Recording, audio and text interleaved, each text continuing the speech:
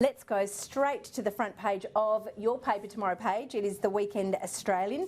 The big story, look, there's the good news story. We'll cover that first. Adam Crichton has an unexpected employment bonanza that has lifted the share of working age people who have jobs to a record 74.5%, reducing the likelihood of immediate emergency cuts in interest rates and putting the government on track to achieve its workforce targets by 2024. Look, they're all just words. It's a good news story for the government. There's been so much bad news and, you know, Scott Morrison has struggled over the Christmas break with the fires. I thought he really redeemed himself with Peter Credlin this week and was back on message. But this is a good news story for the government, isn't it, Paige?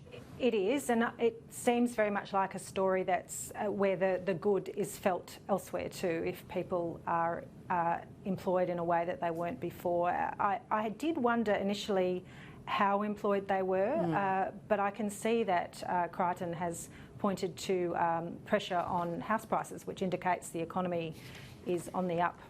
Yeah.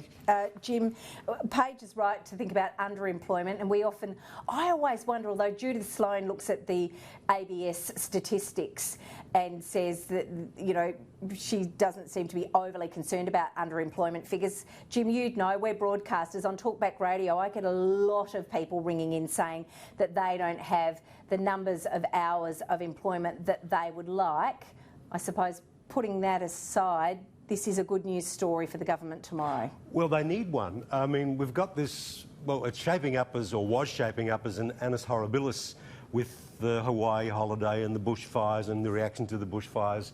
And now the business with the Nats and the sports rorts, which is another story all over again. And Labor, of course, taking the high moral ground, you know, $30 million, Ross Kelly, 1994 and all of that. But look, the thing with employment figures is the way they measure it. It's the number of hours worked. There's so many, I mean, to the average person... Very which?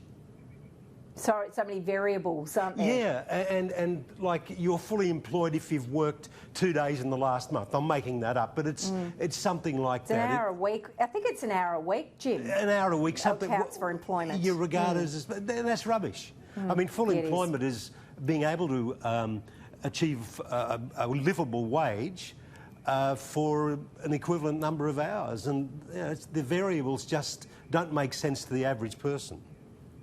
No, but still, I think the government will like this, and Paige is right to look at, you know, the house prices that have begun rising strongly in capital cities. Home loan approvals have started to rise, including for first home buyers.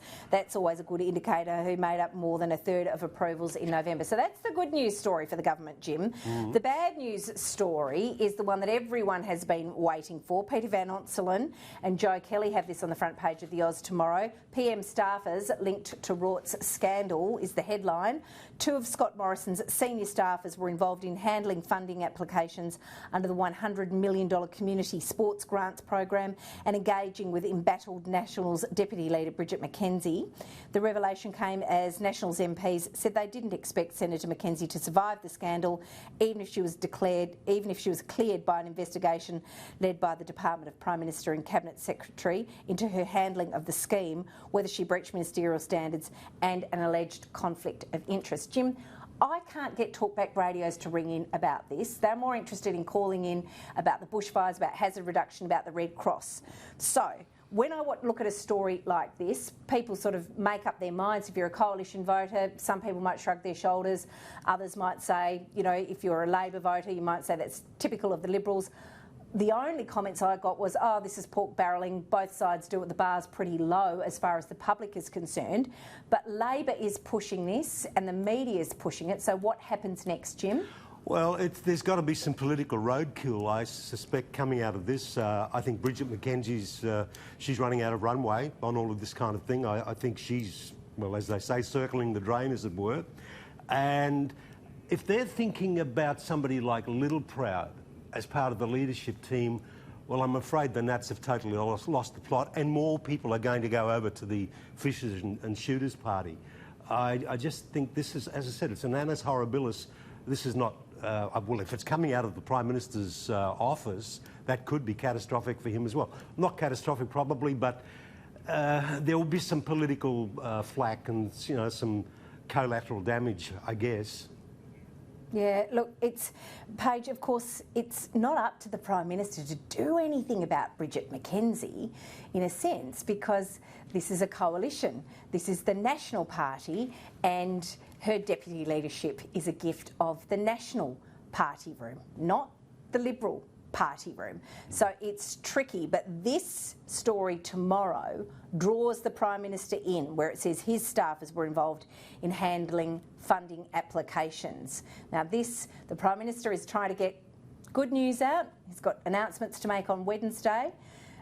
He had a pretty rough start to the year. You know, copped a lot of flack. We saw a news poll, his popularity went down, copped a lot of flack for the Hawaii trip. Wasn't so much the trip, it was what happened subsequently after that, the sort of cover-up.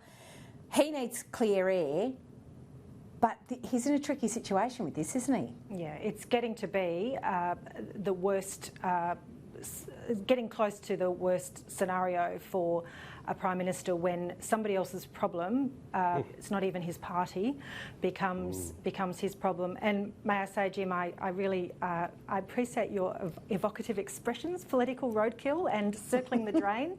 Yes. I'm really getting the picture. That's so true. Jim, it says, the claims contested by Mr Morrison has rejected suggestions that funding allocation decisions originated from within the office of the Prime Minister. The Labor-led Senate inquiry into the Sports Broughts affair, which has received crossbench support, of course, will seek to investigate whether the Prime Minister's office had any input in the final allocation of grants under the Community Sport Infrastructure Grants program. Your final thoughts on it, Jim? Will Bridget McKenzie survive the weekend? What do you think is going to happen? I can't see it being a very happy Australia Day for Bridget McKenzie. Just remember, we are talking 100 million. I mean, that's yeah. I mean, Ros Kelly, tons. from memory, was 30 million. Okay, adjusted for inflation. Yep. It still doesn't come up anywhere near $100 million for Ros Kelly back in '94. But of course, Labor now is taking the high moral ground, and I saw Albanese on television early tonight wagging the finger, and I'm thinking, no, fella, you don't come to this with clean hands, you lot. No. Well, Peter Credlin tonight opened her program with photographs from Labor MPs' Facebook pages where they'd got grants, including Anthony Albanese, large sums of money for sporting organisations in their electorates, and they were all celebrating them. So I think we can call that a pox on both your houses. Peter Van Onselen says the saga proves how sick our democratic system is becoming and how political this government is prepared to be. I go back to my original point. I think depending on how you vote, you sort of yes or no, 50-50 split. But the saddest thing I heard was a talkback caller who said it's pork barrelling. It happens. I think, gee whiz, the bar is so low with politicians in this country. That's what came through loud and clear with me, Jim, yes. It does happen, and it's interesting that it's in, well, I go back to Ros Kelly and this instance, it's sports. What is it about the sporting department or the sporting portfolio that allows for this kind of thing to go on? It just seems to attract all kinds of scandal. Yeah, well, you know, infrastructure programs in election campaigns are nothing new either, but you're right, sport seems to really, it's a lot of money too, but sport seems to really galvanise opinion. Paige, a story that you've been writing about in The Australian this week. This is the coronavirus, and The Australian's front page is Australians in quarantine. 4 Australians have been placed in urgent quarantine amid fears that they may carry a deadly new coronavirus from China that is spreading faster than the SARS epidemic into the country. The lockdown follows this global outbreak of the respiratory illness. What did you learn writing about it and researching it this week for the Oz? Well, I was told by the expert at the Queensland University, Ian McKay, that the Chinese did everything right in a way that they possibly didn't when SARS broke out, because they told WHO, the World Health Organization, very quickly. They identified and sequenced the virus so that other people could do a test. But what we were hearing earlier in the week is that this was nothing like SARS. There's no need to panic. It's not spreading as quickly. It might not be so at this stage now. And it says it's killed at least 26 people, sickened more than 800 since it was discovered in the central Chinese city of Wuhan. What's interesting is they think it's come from animals, perhaps snakes, rats or badgers, in very close contact with people. And there are questions about how well that food is cooked. Sometimes it's consumed partially cooked or even raw, and that virus seems to have jumped page from animals to humans and then human to human contact. That seems to be the real issue, the way it's spreading. That's the clear indication. I mean, I don't think we are still very clear about how easily it spreads from human to human, and that's significant. Yeah, it is. Jim, the LNP branch stacking exposed. This is a story Deb Frecklington in Queensland won't want, with the Queensland at the polls on the 31st of October. It's really sad. It's another story about this young Conservative who killed himself this month after leading a protest against the drag queen reading event.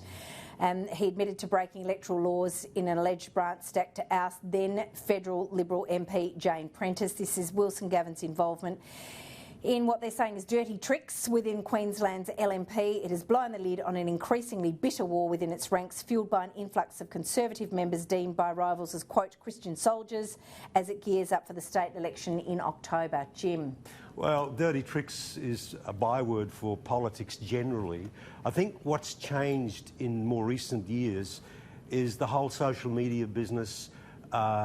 Everyone's on 24/7, and when a media pylon or a social media pylon begins, it really can be quite nasty and savage and vicious, and quite frankly, there are people that will succumb to that pylon and indulge in all kinds of self-harm. Yeah, it was very, very, very sad. The whole incident is sad, and it now continues. The branch stacking, the expulsions, the story in there tomorrow. Not a good look for the LNP.